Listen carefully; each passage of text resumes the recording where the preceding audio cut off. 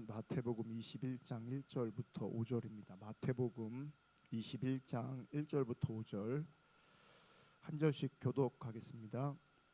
그들이 예루살렘에 가까이 가서 감람산 벳박에 이르렀을 때에 예수께서 두 제자를 보내시며 이르시되 너희는 맞은편 마을로 가라. 그리하면 곧 매인 나귀와 나귀 새끼가 함께 있는 것을 보리니 풀어 내게로 끌어오라. 만일 누가 무슨 말을 하거든 주가 쓰시겠다 하라. 그리하면 즉시 보내리라 하시니 이는 선지자를 통하여 하신 말씀을 이루려 하심이라. 일렀을 때 시온의 딸에게 이르기를 내 왕이 내게 임하나니 그는 겸손하여 나귀 곧 멍에 매는 짐승의 새끼를 탔도다 하라 하였느니라. 아멘.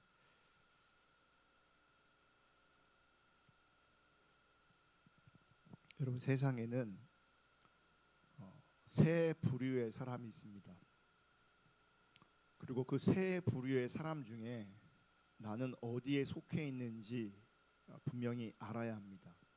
무슨 얘기냐면 나는 어떤 존재인가, 나라는 존재는 어떤 존재인가라고 하는 것을 하나님 앞에서 분명히 인식해야 합니다. 그 세 부류의 사람 중에 첫째는 내가 주인된 삶, 자기가 주인된 삶. 두 번째는 거듭난 삶. 세 번째는 제자입니다. 내가 주인된 삶은 하나님을 모르는 단계에 있는 사람들이에요. 거듭나지 않은 사람들을 말하는 겁니다. 지금 신앙생활 하고 있다 안 하고 있다 이런 관점에서 말씀드리고 있는 게 아니에요. 내가 주인된 삶을 살면서 교회 얼마든지 다닐 수 있고 신앙생활 얼마든지 할 수 있어요. 그래서 종교성을 빼고 자기를 돌아봐야 돼요. 내가 주인된 삶은 하나님 모르는 단계고 거듭나지 않은 단계입니다. 거듭난 삶은 하나님을 아는 단계입니다. 마지막으로 제자는 종의 신분을 말하는 겁니다. 종의 신분. 여러분, 성경에서 궁극적으로 말하는 나라는 존재, 하나님께서 원하시는 존재는 제자입니다. 제가 세 부류로 나누었지만 사실은 두 부류입니다. 내가 주인이냐, 하나님이 주인이냐. 그래서 거듭난 사람들은 반드시 제자의 삶으로 연결되어져야 되고 제자의 삶으로 연결되어질 뿐만 아니라 거듭남과 그 제자의 삶이 이제는 연합되어져야 되는 겁니다. 쉽게 이해하기 위해서 세 부류로 나누지만 정확하게는 하나님이 주인된 삶과 하나님이 주인되지 않은 삶을 말해요. 그리고 하나님께서 원하시는 성경이 말하는 궁극적인 나는 제자입니다. 거듭났기 때문에 제자의 삶을 사는 걸 말하는 겁니다. 그럼 제자는 누구냐? 종입니다. 종은 주인의 명령에 따라 움직이는 사람을 말합니다. 주인의 명령에 따라 움직이는 사람이 종입니다. 종이란 모든 주권과 모든 주도권을 주인에게 드린 삶을 말합니다. 그리고 나의 주도권을 드린 종의 성품과 삶은 겸손으로 나타납니다. 겸손으로. 여러분, 종의 정체성을 가장 잘 보여주는 분이 누구이시냐면 예수님이십니다. 빌립보서 2장 6절 7절 보시면 그는 근본 하나님의 본체시나 하나님과 동등됨을 취할 것으로 여기지 아니하시고 오히려 자기를 비워 종의 형체를 가지사 사람들과 같이 되셨고. 말씀을 보시면 예수님은 근본 하나님의 본체시다 이렇게 말씀하고 있어요. 근본 하나님의 본체시다. 그런데 오히려 자기를 비워 종의 형체를 가지셨다 이렇게 말씀하고 있습니다. 여기서 우리가 주목해야 될 단어가 뭐냐면 오히려입니다. 오히려 자기를 비워. 여기서 오히려는 일반적인 기준이나 짐작 혹은 일반적인 기대와는 전혀 반대되거나 다른 것을 말하는 겁니다. 무슨 말이냐 이 말은 예수님은 원래 종이 아니었다는 겁니다. 그런데 예수님은 종이 되기로 결정하셨다는 거예요. 이것은요 충격적인 말씀인 겁니다. 어떤 사람이 들을 때는 참 놀랍다 이렇게 생각할 수 있지만 놀라운 정도를 넘어서 사실 이것은 충격적인 것입니다. 충격적인 말씀이에요. 지금 예수님은 예수님 스스로가 자진해서 자기를 비우셔서 종이 되기를 결정하셨다는 얘기예요.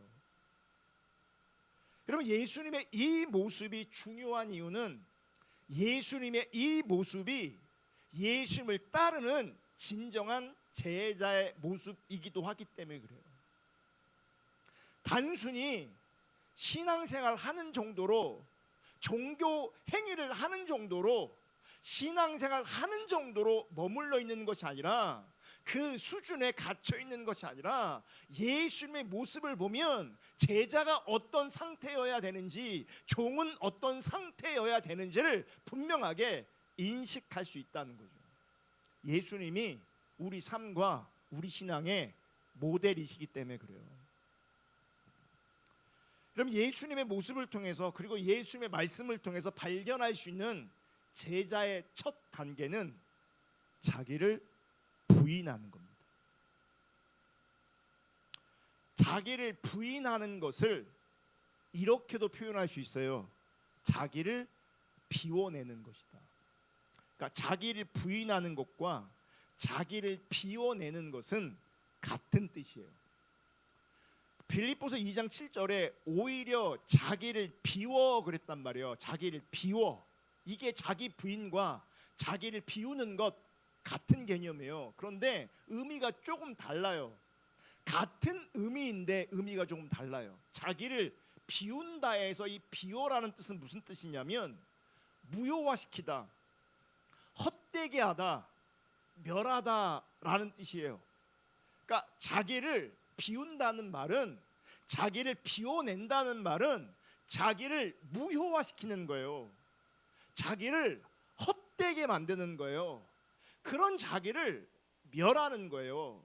좀 구체적으로 말씀드리면 자기 생각, 자기 감정, 자기에 관한 모든 것들을 비워내는 거예요. 자기 생각, 자기 감정, 자기에 관한 그 모든 것들을 무효화시키는 거예요. 자기 생각, 자기 감정, 자기에 관한 모든 것들을 헛되게 말하는 것이고 멸하는 거예요. 어렵게 느껴지죠. 우리가 다이어트라고 할 때 다이어트의 개념은 좀 넓어요. 근데 일반적으로 다이어트를 생각할 때 뭐가 먼저 생각나냐면 살을 뺀다라는 개념이 생각나요. 살을 뺀다는 것. 내 몸에 넘쳐나고 있는 필요 없는 지방을 빼는 것. 이게 뭔지 아세요? 비우는 겁니다. 내 안에 있는 지방을 무효로 만드는 것. 내 안에 있는 지방을 헛되게 만드는 것. 내 안에 있는 지방을 멸하는 것. 이게 비워내는 개념이에요. 비워내는 개념. 내 안에 있던 지방을 사라지게 만드는 거, 없애는 거, 그게 비워내는 거라고요. 그러니까 자기 생각, 자기 감정, 자기에 관한 그 모든 것들이 비워져야 된다는 거예요. 그래서 뺀다, 비워낸다, 부인한다 다 비슷한 말이에요. 내 생각을 빼내셔야 돼요. 내 감정을 빼내셔야 돼요. 나에 관한 그 모든 것들을 빼내셔야 돼요. 이런 비워내는 게 참 중요한 이유가 무엇이냐면 비워내지 않으면 나라는 존재는 결국 어떤 삶을 살게 되냐면 자기 중립적인 삶을 살게 돼 있어요. 근데 이게 치명적입니다. 우리는 자기 중립적인 삶을 사는 것이 본능적이기 때문에 그렇게 치명적이다라는 인식이 별로 없어요. 그런데 그 자기 중립적인 그 삶이 우리를 죽음으로 이끌어가고 있는 겁니다. 우리를 병들게 하는 겁니다. 여러분 우리가 살을 빼지 않으면 그 살 빼는 살이 빠지지 않는 것 때문에 결국 나 스스로가 병으로 나아갑니다. 그러니까 살을 빼지 않으면 나 스스로가 병으로 데리고 가는 겁니다. 그래서 병원에서는 뭐부터 하라는 줄 아세요? 살부터 빼라 그래요. 그 살이, 그 비만이 우리로 하여금, 우리의 육신으로 하여금 병으로 이끌어가기 때문에 그래요. 그 병이 영적인 관점에서는 자기 중심성을 말하는 거예요. 그래서 자기를 비워내지 않으면, 살을 빼지 않으면 병으로 연결되는 것처럼 자기가 비워내지 않으면 그것은 자기 중심성이라는 악한 병에 걸리게 되는 거예요. 그리고 자기를 비워내는 단계가 어떤 모습으로 나타나는 것이냐면 종의 모습으로 나타나는 겁니다. 종의 모습으로. 여러분, 종은요 추상적 개념이 아니에요. 내가 만약 종이라는 것을 안다면 내가 어떻게 살아야 되는가? 여러분, 내가 종으로 산다는 건 복잡하지 않습니다. 너무나 분명한 겁니다. 종은 자기 생각이 없습니다. 종은 자기 생각이 없어야 합니다. 오직 주인의 명령을 따를 뿐이고 주인을 섬길 뿐이에요. 그런데 예수님의 삶을 보면 굉장히 놀라운 것이 있는데, 예수님께서 보여주신 이 종의 모습은 자발적이라는 거예요. 자발적. 여러분, 자발적으로 종의 삶을 살기로 결정한다는 것은 충격적인 일이에요. 일반적이지 않다는 얘기예요. 여러분, 주님을 따라간다는 건요, 어떤 면에서는 일반적인 삶을 거스려서 누군가가 볼 때는 충격적인 삶을 살아야 돼요. 일반적으로 종은 자발적일 수가 없습니다. 종은 자발적이지 않습니다. 종은 보편적으로, 일반적으로 원하지 않는데 종이 되는 것입니다. 누가 종 되는 걸 원하겠습니까? 그런 경우는요 없습니다. 그런데 예수님은 원래 하나님의 본체이시고 예수님은 원래 왕이신데, 그 하나님의 본체이시고 왕이신 예수 그리스도가 그분이 종이 되기로 스스로 결정하셨다는 얘기예요. 이 놀라운 반전이 있어요. 대비가 있어요. 보세요. 예수님은 본래 하나님이시고 예수님 본래 왕이신데 그분은 스스로 종되기를 결정하셨어요. 놀라운 건 우리의 본체는 종이거든요. 근데 우리는 하나님이 되려고 해요. 하나님은 왕이신데 종이 되려고, 예수님은 왕이신데 종이 되려고 했어요. 그리고 실제로 자발적으로 종이 되셨어요. 근데 우리 인간은 실제는 종인데 왕으로 존재하려고 해요. 엄청난 대비죠. 하나님은 내려오셨는데 우리는 자꾸 올라가려고 그래요. 예수님은 하나님 중심인데 타락한 인간은 철저하게 자기 중심이에요. 철저하게 자기 중심이란 얘기는 내 생각과 내 감정과 나에 관한 그 모든 것들이 비워지지 않는다는 거예요. 점점점 비대해지고 있어요. 내 생각이 많아지고 내 감정이 많아지고 나에 관한 것들이 점점점 쌓여가고 있어요. 종인데 하나님처럼 존재하려고 하고, 내가 중심이면 안 되는데 자기가 중심이기를 원해요. 근데 예수님은 근본적으로 하나님이시며 왕이시지만 그분의 실제는 스스로 종으로 존재하셨어요. 종이 되셨다고요.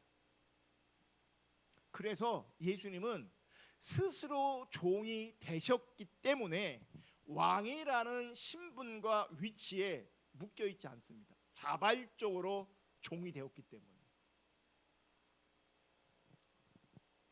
예수님께서 자기를 비워내셨다는 것은 왕의 신분임에도 불구하고 나는 이 땅에서 종의 삶을 살겠다 선포하신 겁니다.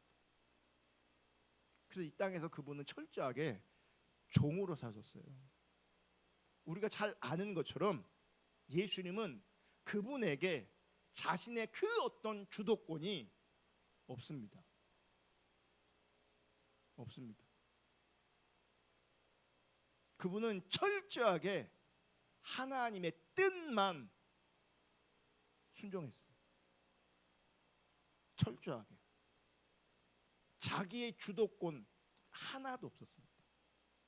하나도.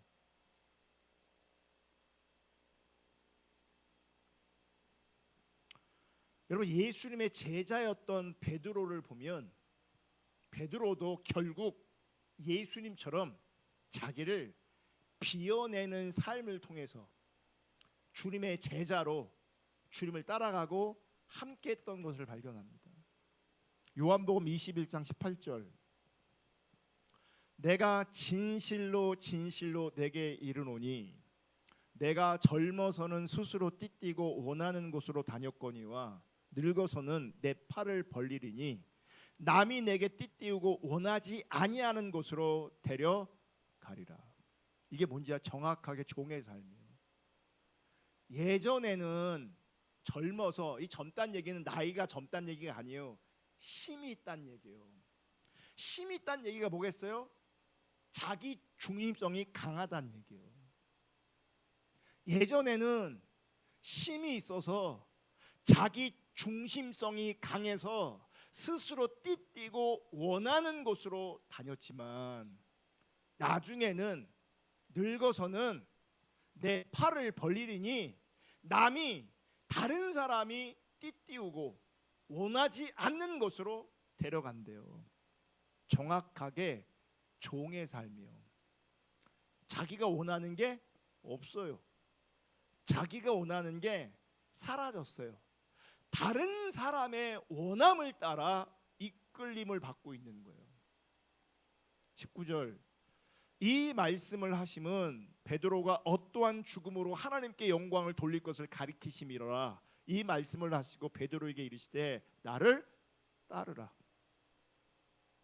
예전에 예수님께 십자가에 못 박혀 돌아가시기 전에는 베드로는 자기 힘으로 예수를 따랐습니다. 자기 힘으로 예수를 따랐다고요. 그런데 십자가 이후에 베드로는 자기 힘으로 예수를 따른 것이 아니라 예수의 이끌림을 받으며 예수를 따랐어요. 종의 삶을 살았다고. 예수님께서 먼저 확인하신 게 있어요. 베드로에게 네가 나를 사랑하니 물으세요. 요한의 아들 시몬아, 네가 나를 사랑하느냐? 몇 주 전에 가스 그 점검하러 나오신 분이 전화가 왔어요. 언제 와서 점검할 수 있냐? 내가 이때 시간이 된다. 오시라. 그때 오시라. 했더니 그분이 이제 오셨는데 그분이 일찍 오신 거예요. 조금만 기다려 달라고. 제가 그래서 이제 불이 나게 와서 이제 만났어요. 그 점검을 하시고 그분이 저한테 그래요. 혹시 목사님 아들 이름이 시몬이냐고. 요한의 아들 시몬아. 그분이 예수 믿는 사람인 거예요. 검심하러 왔다가 내가 목사이고 안 거 어떻게 내 이름을 알아갖고는 그 사인하잖아요. 거기다가 점검하고 사인해서 제가 강요한 했더니 목사님 아들이 시몬이냐고. 베드로에게 물었어요. 요한의 아들 시몬아, 네가 나를 사랑하느냐? 네가 나를 사랑하느냐? 네가 나를 사랑하느냐? 그 이후에, 그 사랑을 확인한 이후에 18절, 19절 이 얘기를 하시는 거예요. 여러분, 주님을 사랑한다는 것은요, 무엇과 이어지냐면 주님 앞에서 종된 삶으로 이어지는 겁니다. 말로 사랑한다고 되는 게 아니고요, 사랑하기 때문에 종의 삶으로 연결되어지고, 주님을 사랑하기 때문에 내 생각, 내 감정, 나의 주도권을 다 내려놓고 주인 대신 하나님, 주인 대신 예수님의 뜻에 나를 맞추는 거예요. 내가 원하는 내 기질과 내 취향이 중요한 게 아니라 하나님이 원하시는 대로, 하나님이 이끄시는 대로 따라가는 거예요. 이게 종의 상태예요. 그리고 이게 제자예요.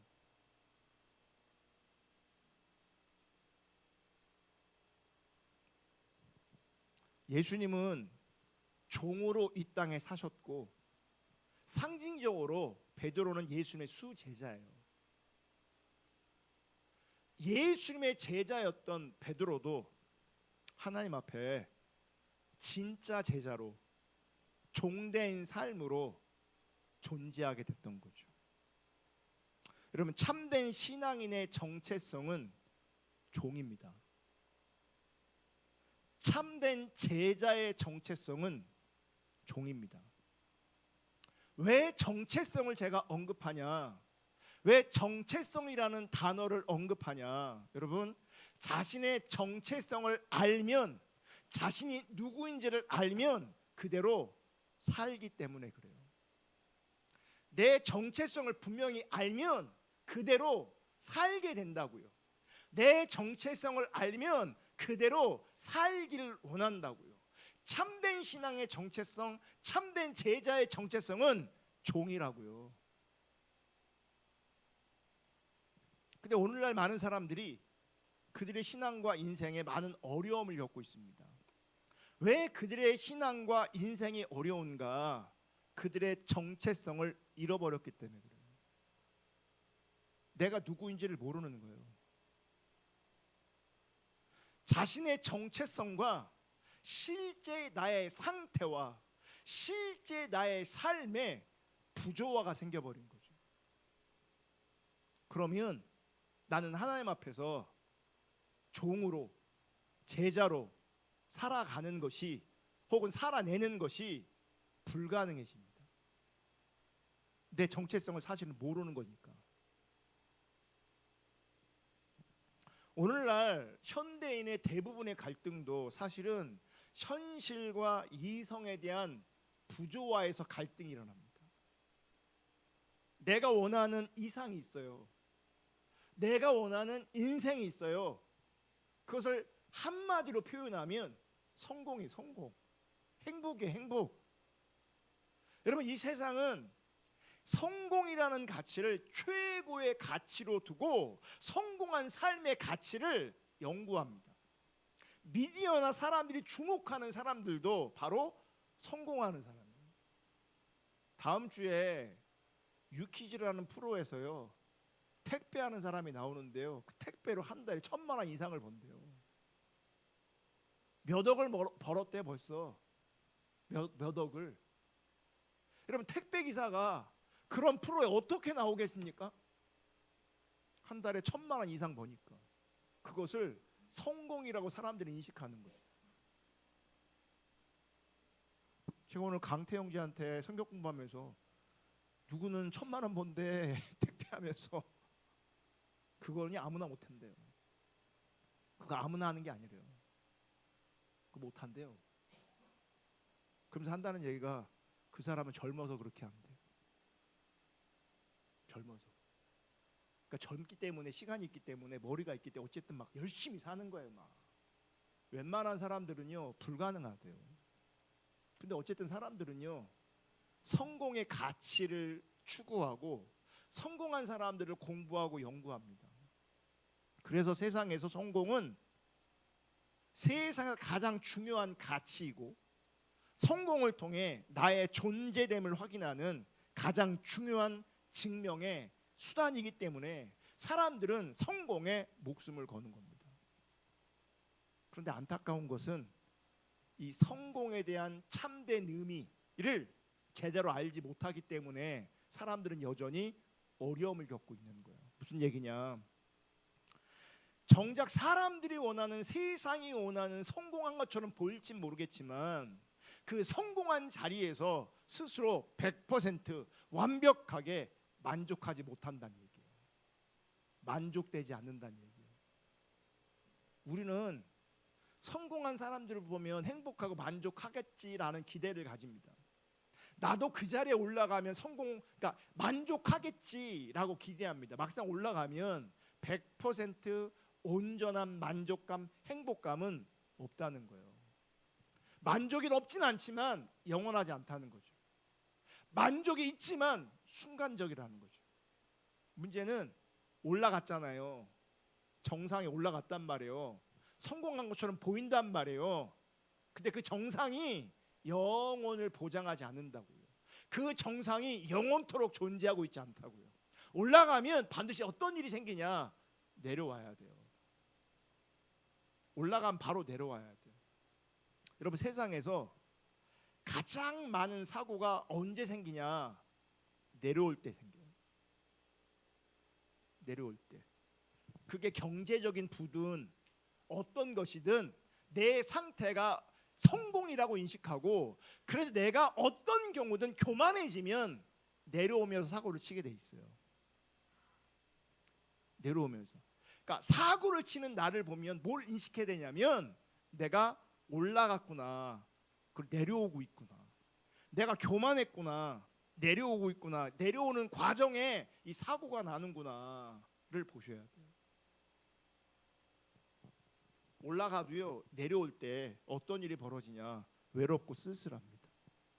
올라갔는데, 정신없이 올라갔는데, 추구했는데 막상 올라가 보면 내려온 일이 있다고요. 여전히 외롭고, 여전히 쓸쓸하고, 여전히 공허하다. 그러다가 사고를 치는 거예요. 그러다가.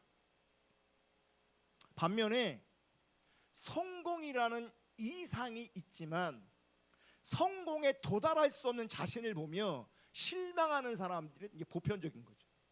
성공한 사람은 소수고, 성공하고 싶지만 성공에 이르지 못하는 사람들이 보편이에요.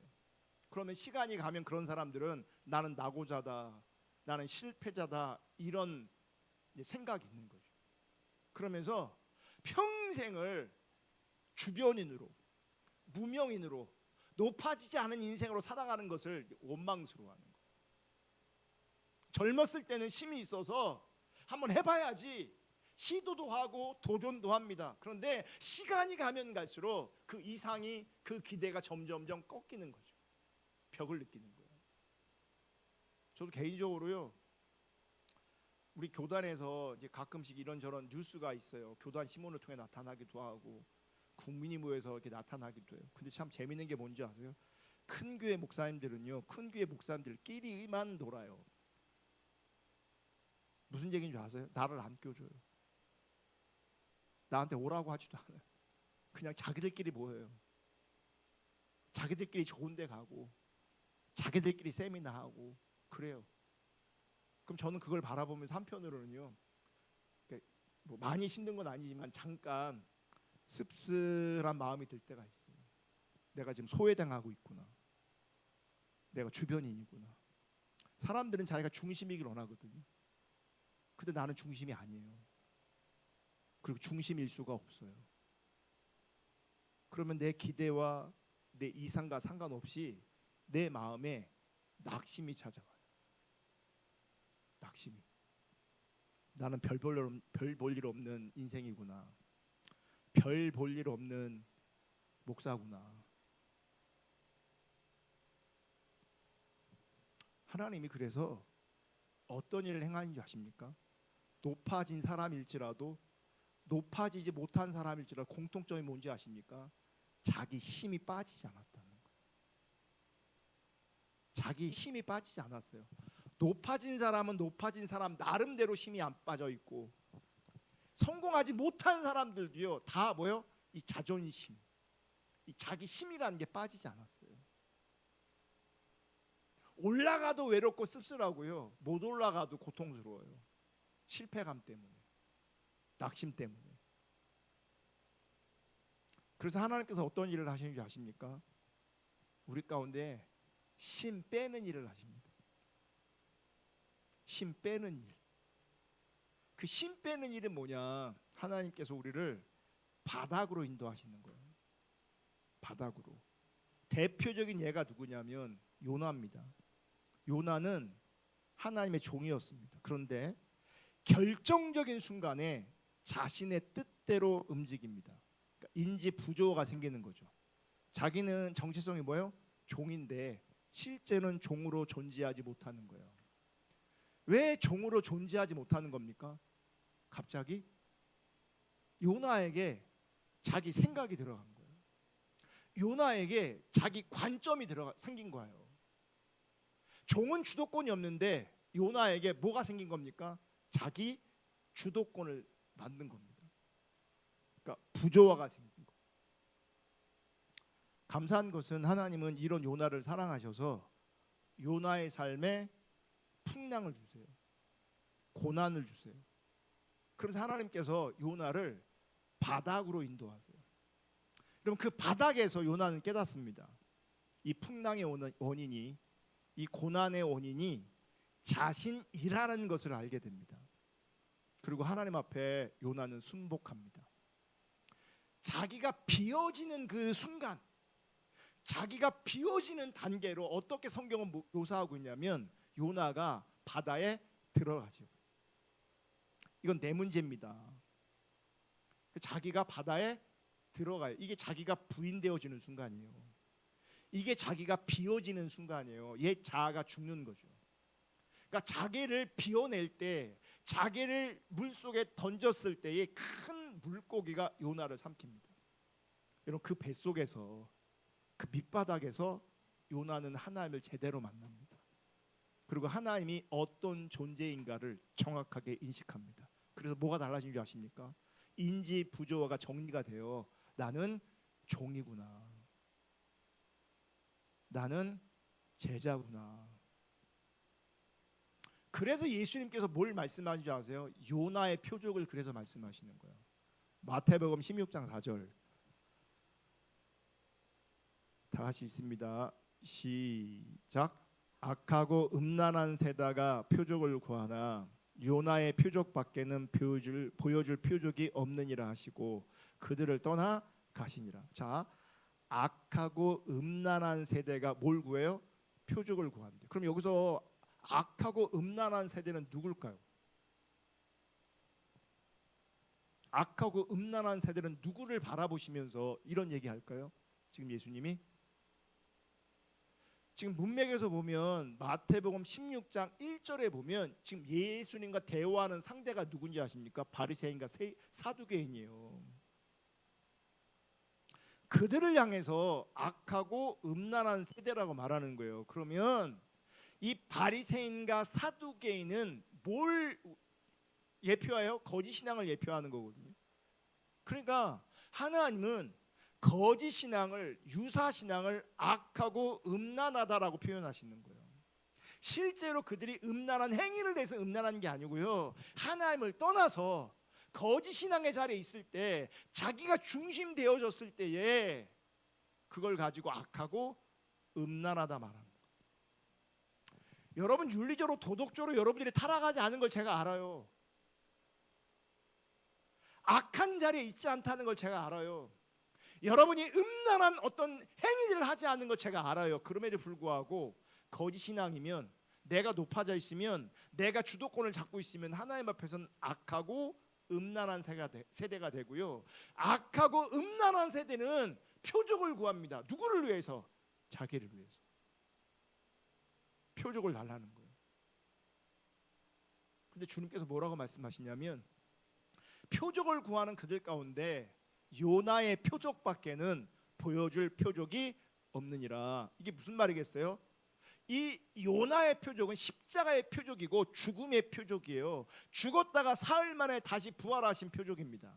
이 표적이야말로 진짜 표적이라는 것이고, 이 요나의 표적이 하나님 관점에서는 능력의 표적이라는 거예요.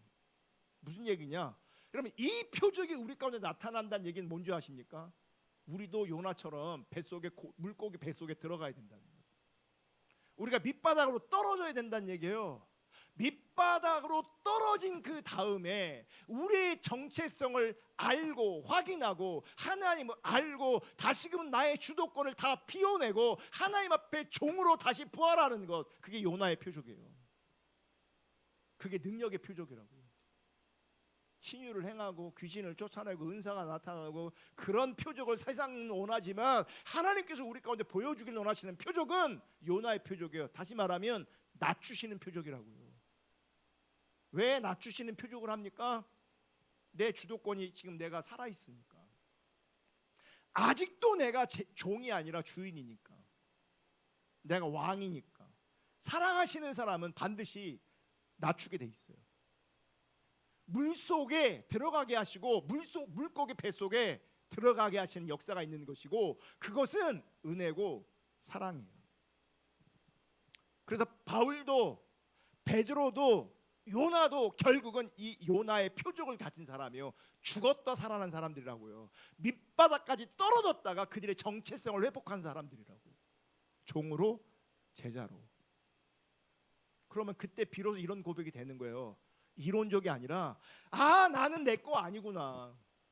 내 몸은 내 몸이 아니구나. 나는 하나님의 것이거나 나는 하나님의 성전이구나.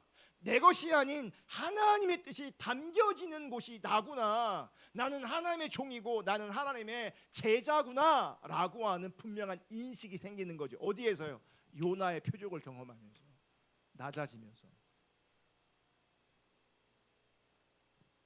그래서 요나는 자신이 누구인지를 깨닫는 순간 자기가 누구인지를 깨닫지 못했을 때 다시스로 갔는데 자기가 누구인지를 깨닫는 순간 하나님이 원하시는 니느웨로 가게 되는 겁니다. 내가 결정하는 게 아니에요. 하나님이 가라시는 대로 하나님이 원하시는 대로 가는 것, 이끌림을 당하는 것, 그게 종이고 그게 제자예요. 근데 요나는 물속에 뱃속에 들어가서 정신을 차린 거라고. 그리고 내가 원하는 곳이 아니라 하나님께서 원하시는 곳으로 가게 되는 거예요. 거기서 하나님의 일하심을 보게 되었습니다. 그러니까 물고기 뱃속에서 십자가를 경험하지 못하면, 낮아짐을 경험하지 못하면 하나님 뜻대로 산다는 것, 하나님 뜻대로 주님을 따라간다는 것 결단코 쉽지 않은 거죠. 그래서 하나님은 우리 가운데 이런 모습이길 원하세요. 마태복음 21장을 제가 본문을 읽었는데 시간이 많이 지나면 제가 이 설교를 끊기도 하거든요. 근데 제가 오늘 설교를 끊지 못하는 이유는 본문이 마태복음 21장이라 지금 설명해야 돼서 그래요.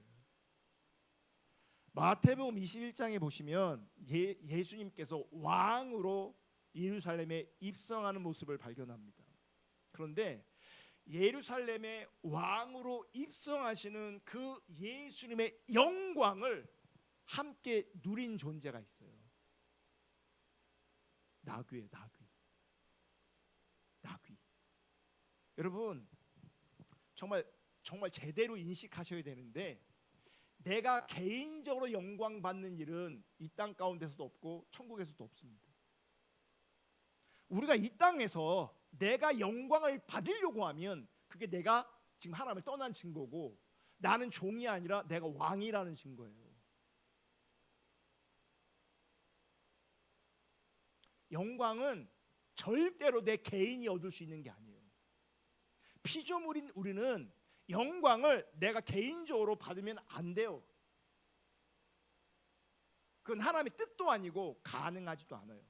소위 말하는 그런 영광이 내게 임한다, 그 사람은 하나님을 떠나게 돼 있어요. 왜냐하면 그것 때문에 내 마음이 높아지게 돼 있거든요. 예수님이 왕으로 예루살렘에 입성하실 때 그 영광스러운 자리에 있었던 존재가 누구냐면 나귀예요, 나귀. 예수님께서 쓰시겠다라고 해서 나귀가 등장하고 나귀의 등에 누가 앉으세요? 예수님이 앉으세요. 그러면서 그 모습을 통해서 성경은 예수님께서 겸손의 왕이시다라고 하는 것을 부각해요. 이게 뭐냐? 예수님은 세상의 성공의 정점에 있는 많은 권력과 많은 것을 누리고 가지고 있는 왕과 지금 대비되고 있는 거예요. 예수님은 가장 낮은 자리에서 왕으로 존재하고 계세요. 가장 낮은 자리에서. 그 겸손이 뭐예요? 예수님이 겸손의 왕이라는데 왜 겸손의 왕이냐? 왜 나귀를 타셔야 되냐? 겸손 때문에 그래요. 그분은 지금 종이라고요. 종이라고요. 내 생각, 내 뜻, 내 주도권을 다 내려놓고 종의 모습으로 사역하셨고, 종의 모습으로 예루살렘 성에 겸손하게 들어가시고, 예루살렘 성에 겸손하게 들어가시는 목적이 뭐예요? 십자가에 죽으러 들어가시는 거예요. 영광 받으시려고 들어가는 게 아니라 높임을 받으시고 성공이라는 정점에 올라가시려고 들어가시는 게 아니라 죽으러 들어간다고요. 근데 그것을 하나님께서는 기뻐하신다고요. 그리고 그 겸손의 왕이신 예수 그리스도를 등에 업고 함께 들어가는 존재가 나귀였는데, 결국 나중에도 영광스러운 예루살렘 천국에 입성할 때 어떤 사람이 들어가냐? 예수를 업고 들어가는 사람이 그 영광스러운 천국에 입성하게 되는 거예요. 예수가 없으면 천국 못 갑니다. 그래서 우리는 철저하게 나귀 같은 존재여야 합니다. 내 마음대로 가는 존재가 아니라 주님을 내 등에 태운 존재로, 그래 철저히 주님이 가시는 그 영광의 길을 함께 가는 존재. 그럴 때에 우리 각자는 하나님 앞에서 의미가 있는 겁니다. 보잘것없지만 예수님을 등에 태웠을 때 가장 영광스러운 입성의 자리에 함께하고 있는 거예요. 여러분, 여러분이 나귀라고 한번 생각해 보세요. 그러니까 실제 나귀는 그렇게 생각하지 않았을 거지만 하나님께서 그 사건을 통해서 우리 가운데 말씀하시는 바가 있는 거예요. 여러분이 나귀고 여러분의 등에 예수님을 태웠어. 그러면 여러분은 어떻게 걸음을 떼겠습니까? 내 맘대로 떼겠습니까? 예수님을 등에 태웠다고 하는 것 자체만으로도 상상할 수도 없는 경외감과 두려움이 우리 가운데 있을 겁니다. 그래서 내 맘대로 발짝을 뛰는 것, 내 맘대로 발걸음을 옮기는 거 절대 가능하지 않을 겁니다. 등에 업히신 예수님의 어떠함과 상관없이 내가 무엇을 한다는 것이 굉장히 두려울 겁니다. 그래서 나귀는 온통 자신의 그 모든 감각을 예수님께만 살려놓을 겁니다.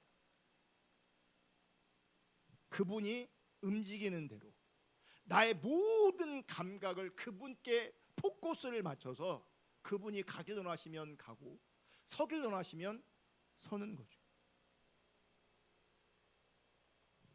오늘 우리식으로 적용하면 우리는요, 예수님이 타시는 자가용이어야 돼요. 핸들을 돌리시면 돌리시는 대로, 속도를 내면 속도가 빨라지고, 브레이크를 밟으면 서는, 그게 나귀였고 그게 우리의 자가용이잖아요. 하나님 앞에서 나귀로 쓰임 받을 수 있기를 주님의 이름으로 축복합니다. 우리의 정체성은 종입니다. 내 생각과 내 감정과 나에 관련한 그 모든 것들이 비워질 수 있기를 주님의 이름으로 축복하고요. 비워져야 제자, 종으로 살게 됩니다. 그렇지 않으면 참된 신앙이 아니고요, 바리새인들처럼, 사두개인처럼 악하고 음란한 세대가 돼서 자기가 원하는 표적만을 구하다가 버림받게 되어지는 거죠. 겸손하게 나귀처럼 나의 주도권을 다 내려놓고 자기를 비워내는 참된 신앙으로 나아갈 수 있기를 주님의 이름으로 축복합니다. 말씀 생각하면서 회개할 게 있으면 회개하고, 또 결단할 게 있으면 결단하고, 은혜를 구할 게 있으면 은혜를 구하며 우리 모두가 주님께 나아가겠습니다. 짧은 시간이지만 진실하게 절박하게 기도하시다가 돌아가면 좋겠습니다.